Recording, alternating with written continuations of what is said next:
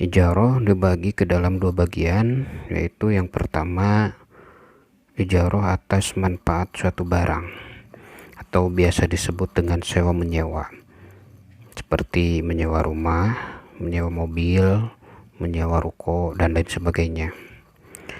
Nah, perlu digarisbawahi untuk ijaroh manfaat suatu barang ini, yang dijadikan objek ijarohnya ini haruslah yang dibolehkan oleh syara, ya. Kalau misalkan objeknya itu barang yang dilarang oleh syara atau diharamkan oleh syara, maka ini tidak boleh dijadikan objek ijaroh. Kemudian yang kedua yaitu ijaroh atas suatu pekerjaan atau biasa disebut dengan upah mengupah. Nah, ijaroh atas suatu pekerjaan yaitu suatu akad ijaroh untuk melakukan suatu perbuatan tertentu.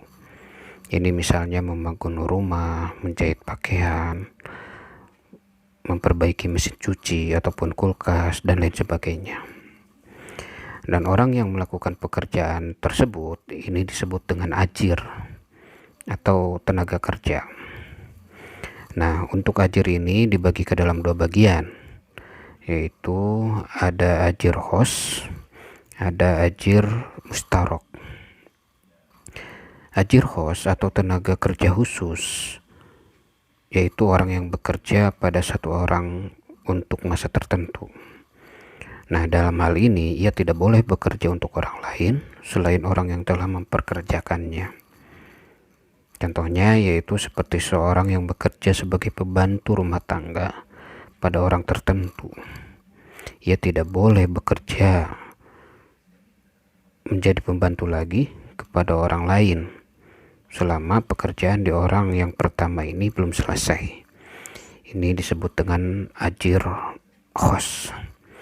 Sementara ajir mustarok yaitu orang yang bekerja untuk lebih dari satu orang, sehingga mereka boleh saja bekerja untuk beberapa orang, baik 2, 3, 5. Yang penting pekerjaan itu dapat diselesaikan oleh ajir mustarok ini. Ini contohnya seperti pengacara.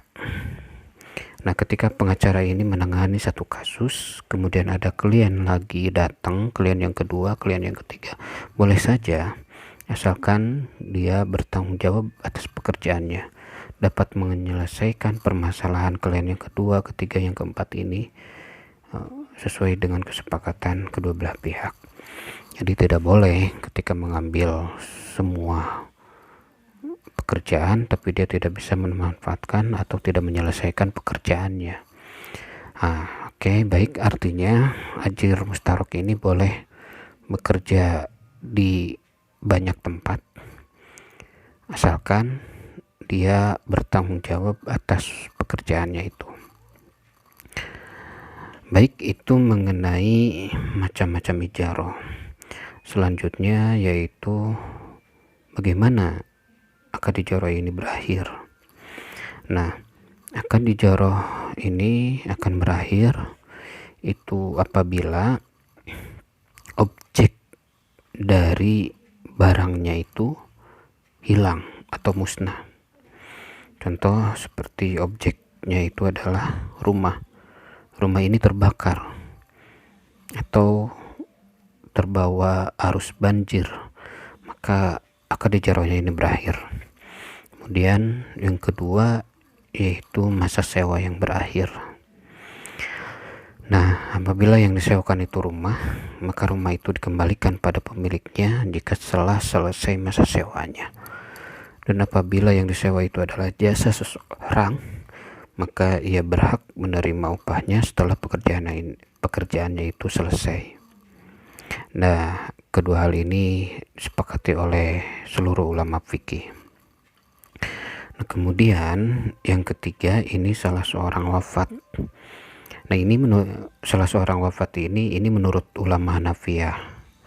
Jadi akad ijaroh ini akan berakhir jika salah seorang dari pelaku yang melakukan akad ijarah ini meninggal dunia.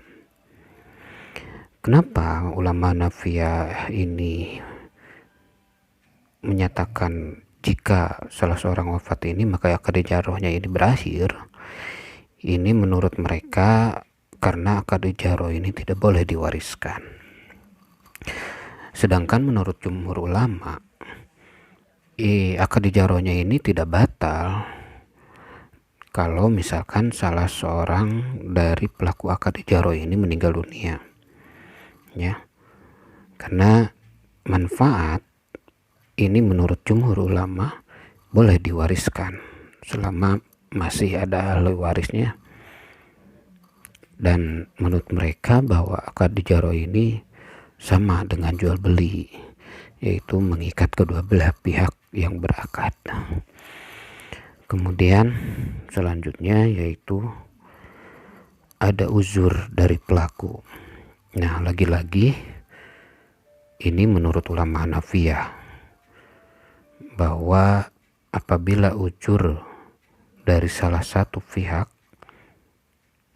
ada, maka ini bisa berakhir akad ijarahnya.